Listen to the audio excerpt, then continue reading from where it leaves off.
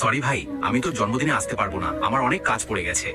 High রে, ওই ছেলেটা কত গরিব, ময়লার ভিতরে খাবার খুঁজছে। আমি আর সহ্য করতে পারছি না। এটা নাও, তোমার ডকুমেন্ট পড়ে গিয়েছিল। ময়লার ভিতরে খাবার খোঁজো না। এই নাও, তুমি আমার খাবার খেয়ে নাও। কিন্তু আমি তো আমার গাড়ির চাবি খুঁজছিলাম, অবশেষে পেয়ে গেলাম গাড়ির চাবি। হ্যালো, আমি এখানে জবের জন্য এসেছি, আমার খুব দরকার একটা কাজ। এটা তো সেই ছেলে, চাকরি নেই ঠিকই, কিন্তু আমি ওর সাহায্য করব। তোমার কি বিয়ে হয়ে গেছে?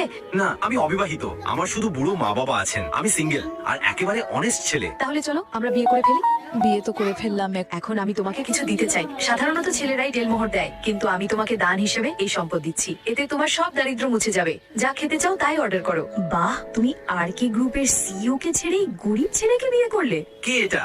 এই আমার সবচেয়ে বড় শত্রু। তুমি তো তাদের কোম্পানিতে চাকরির জন্য অ্যাপ্লাই করেছিলে। এখন আর আমার মনে করি না তুমি চাকরি পাবে। তুমি চিন্তা করো না, আর কে গ্রুপের সিইও খুব ভালো মানুষ। স্যার, আপনি এখানে? কি বললেন আপনি? আরে বেবি, ইন্টারভিউ এর জন্য লেট হয়ে যাচ্ছে, চলো।